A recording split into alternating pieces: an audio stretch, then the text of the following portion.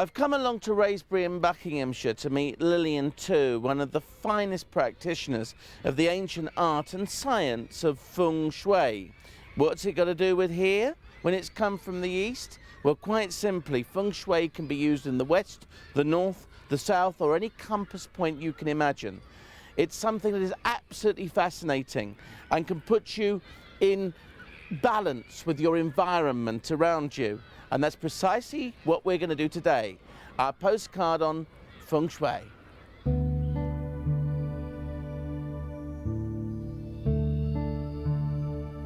Feng Shui is the science of arranging your surroundings so that you attract health, happiness and good fortune. Now the owner of this house wants to sell it, and so Lillian, using only an ordinary compass, is going to see how the vibrations or qi can be improved according to the ancient practice of Feng Shui. Right, in we go. So we've approached straight through from the garden into what is obviously the main living room. Now, just so you know, Lillian, the lady's date of birth is the 27th of September, 1927. And the particular question she's asking you is, she wants to sell this property. When is a good time to sell it? And are there particular things she should be doing inside the home to make it more attractive to a buyer? Okay, now if she wants to sell this house, what we need to work at will be the front door. Later on, I'll tell you what we can do to improve the feng shui of the front door, to attract yang energy, to attract buyers, yeah? But inside this living room, which is basically a pretty nice living room, it's got a regular shape. And there are several things about this living room which are not bad at all. See this plant over here? It's the money plant. This is actually what we call the jade plant, and it's excellent and it's growing very well. It's doing very well because it is in the southeast corner. It is the wood corner. Oh, right. Yeah, of course. So all plants do well in the southeast, yeah? And because the southeast stands for prosperity, luck, so I don't think she will be short of money. I mean, like, as far as financials are concerned, she will be doing okay. Right. Fine. Now, what I don't like are these plants. They're almost like half dead. What she should do is she just throw them out. Okay. They emit yin energy, which is not very good. This emits yang energy. Now, look at this fake plant here. It's fake. It's a fake, is it? Yeah, it's a fake plant, but it's fine because even fake plants, because it's symbolic, you see, it looks good. Now, there's no colour on the walls because this is a house that was only built about 2 years ago. And the colour is exactly the same as the developers painted. It's called Ubiquitous Magnolia. It's everywhere in new houses. What are the kind of things she should be doing here?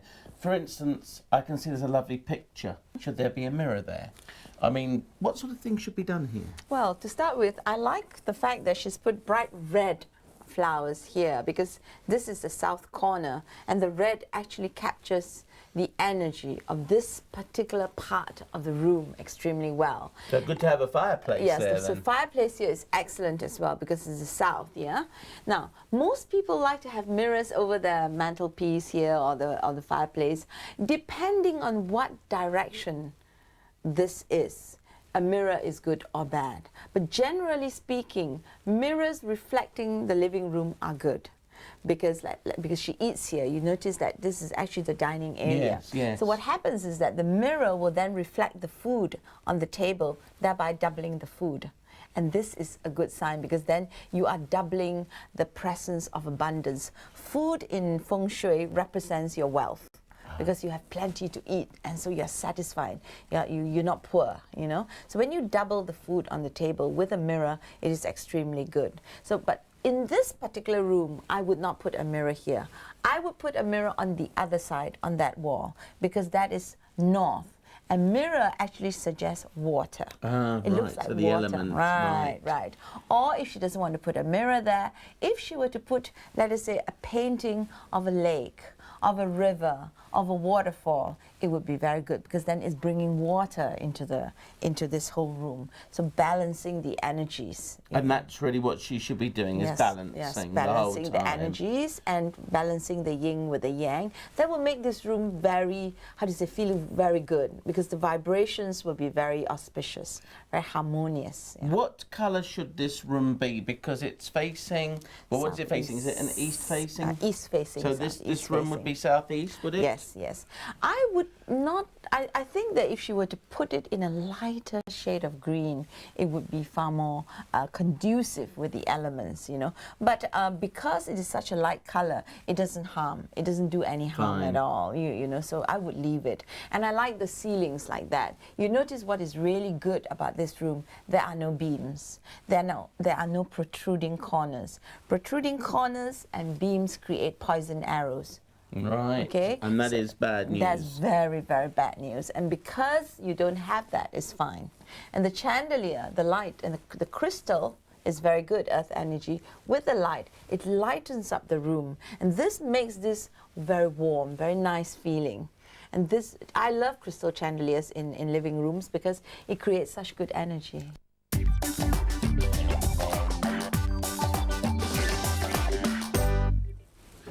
Right, the front door, Lillian. Front doors are very important, aren't they? Yes. Let's have a look at this one. The front door should be solid. You know, with a glass door like that, it's not solid enough. If you were to fill it up, then the front door has got authority. Huh? And what about all of these plasticky things here? It's not real. It's plastic. No. We don't like this. No, I don't like it very much. And you see points like that. What for? You're just pointing. Everybody entering here gets hit by this poison arrow. Of course, it's very small and tiny, you know. So. And is that the right colour for that front door? It's not a good color for this front door because, you know, if you look in the compass, you see that this is actually the south direction. Okay, so we're facing south. The element of south is fire.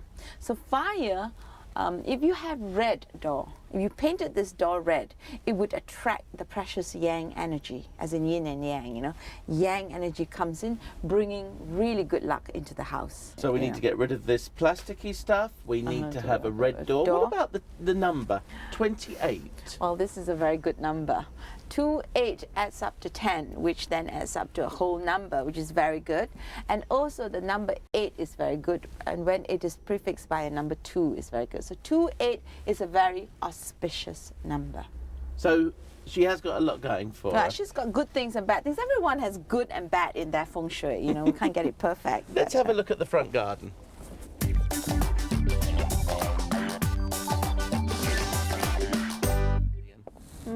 Now you notice that this area is actually very good feng shui. The winding pathway is good, the lawn is good, and the flowers are good. And this is what we call the bright hall. She's got a really good bright hall effect where the chi can come, it can accumulate and settle. Now, but look, where does it enter the house? There's no door here. The door of this house, which is generally oriented this way, should be here. So what else should she be doing here then, knowing that she wants to direct the chi, there's all this wonderful, awesome energy to the front door. She can't put little red arrows, can she? No. Actually, all she should do, and I would recommend it very strongly for this house, is to have an opening here, a door here. If she had a door here, the house, the luck of the house instantly becomes very, very much better. Interesting. But what if she can't do it? She can't. I mean, if she wants to sell it, she doesn't need to do it. What she should do is to paint the door a red, put a bright light right in front there, because that energizes the south energy, and she'll sell the house.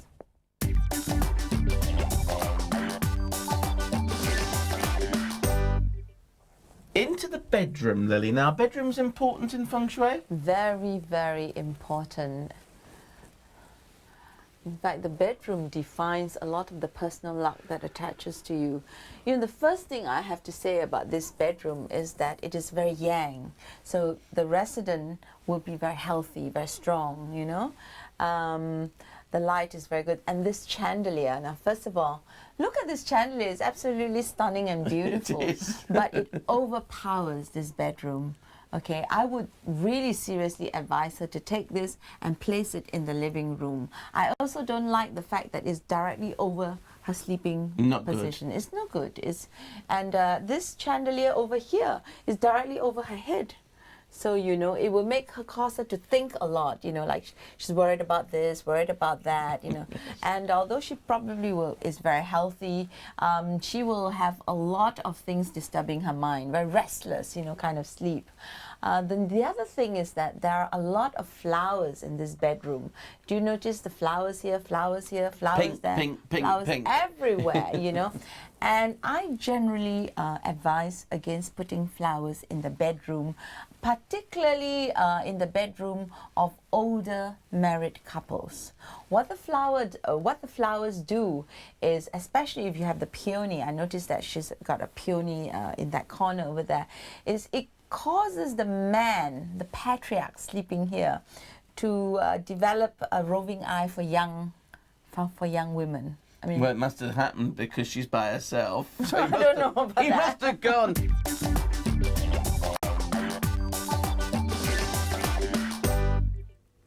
So Lillian, this particular lady's question was, what should she do to make sure she sells the property? Let's sum things up. What are the things she should be doing first of all? Well, I think what she can do if she wants to sell this property is to do something about the door, the main door. She should paint the door red, and she should install a bright light just outside her door. And that should attract a lot of interested parties into the house, okay, to sell. Inside the house, actually, generally, this house does not have very bad feng shui, you know. All the little changes that I suggest will enhance the energy of this house, and of course will add to the possibility of the house getting sold. But I can tell you that if you put a light where I ask you to put a light, it will get sold very fast.